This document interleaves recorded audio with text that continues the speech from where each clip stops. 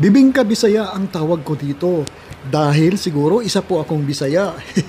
Ano kayang pinagkaiba nito sa bibingkang Tagalog? Mamaya malalaman natin kung bakit.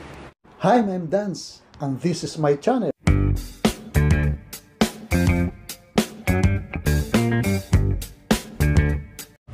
Una po sa lahat ay ihahanda muna natin ang ating dahon ng saging na ilalagay natin sa ating mga molder. Ganito dapat ang ating gagawin. Idadarang muna natin ang ating dahon ng saging at pagkatapos ay kukuha tayo ng gagawing pattern sa ating pagbilog ng ating dahon ng saging. Yung kasyang-kasya lang po doon sa ating bibingka molder mamaya. At dapat ang ating binilog na dahon ng saging ay kailangan mas lampas konti doon sa ating bibingka molder mamaya. Gawin lang po natin ganito ang ating pagkat ng ating dahon ng saging para mas mabilis po ang ating paggawa ng ating mga dahon ng saging na ilalagay natin sa ating mga molder. Ang bibingka Bisaya ay napakasimple lang po ang mga sangkap nito, kagaya ng rice flour, coconut milk, sugar, salt, at instant yeast, at saka baking powder lang po ang ating mga sangkap dito. Subalit ang bibingkang Tagalog naman ay yung nakikita natin sa mga mall ay iba po ang mga sangkap na ginagamit nila doon. Ganito dapat ang gagawin natin sa ating dahon ng saging. Pagpatong-patungin lang po natin pag nailagay na natin doon sa ating mga bibingka molder para po maporma po ang ating dahon ng saging pag nilagyan na po natin ito ng butter mamaya, ng ating mixture, bibingka mixture mamaya. Sa isang mixing bowl naman ay paghaluin lang natin ng ating mga dry ingredients, 200 grams na rice flour, 3/4 cup na sugar, 1/2 teaspoon na fine salt, 1 teaspoon na baking powder at saka 2 teaspoon na instant yeast. Paghaluin lang natin ng maigi ang ating mga dry ingredients, halo lang ng halo, at kung nandyan pa po kayo nanonood sa ating paghahalo, ibig sabihin lang po yan na nagugustuhan nyo po ang video na ito.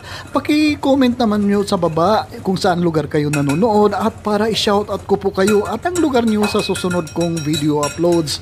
Ngayon naman po ay idagdag natin ang ating coconut milk. Mga 1.5 cup na coconut milk ang aking inilagay dito, o depende po yan kung gaano ang absorption ng ating rice flour dito. At haluin lang po natin ito ng haluin hanggang sa ma-achieve natin ang isang smooth na butter.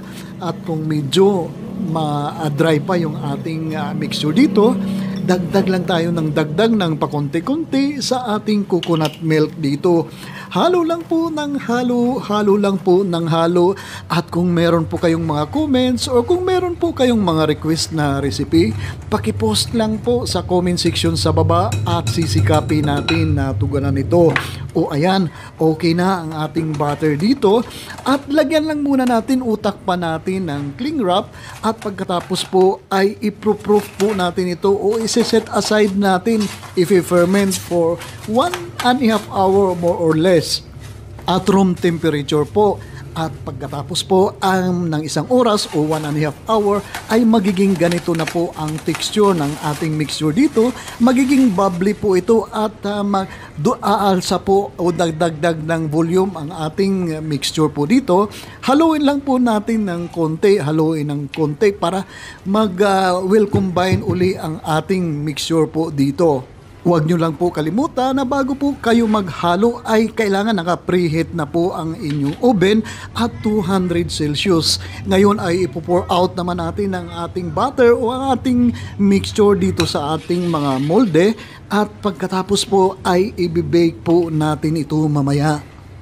Kailangan lang pong punong-puno po ang ating molde ng ating mixture dito kasi po ay dahil sa lapad ng ating molde ay hindi po ito masyadong aalsa ang ating bibingka mamaya pag naluto na po. Tara, ibibake na po natin ang ating butter dito, ang ating bibingka mixture ng mga 20 minutes po at 200 Celsius po na temperature sa umpisa for 5 minutes po at pagkatapos ay iluluwer po natin ito ng hanggang 180 Celsius po hanggang sa maging golden brown po, hanggang sa maging ganito na ang kulay ng ating bibingka. Napakasarap po talaga itong ating bibingka na Bisaya. Bisayang-Bisaya po talaga ang lasa ng ating bibingka. Ibang-iba po ito sa bibingka na nabibili natin sa mga mall. Alam nyo na po kung anong brand ng bibingka yung nabibili natin na mall. At certified Rapsa po talaga ito. Napakasimpleng ingredients pero napakasarap po talaga ito.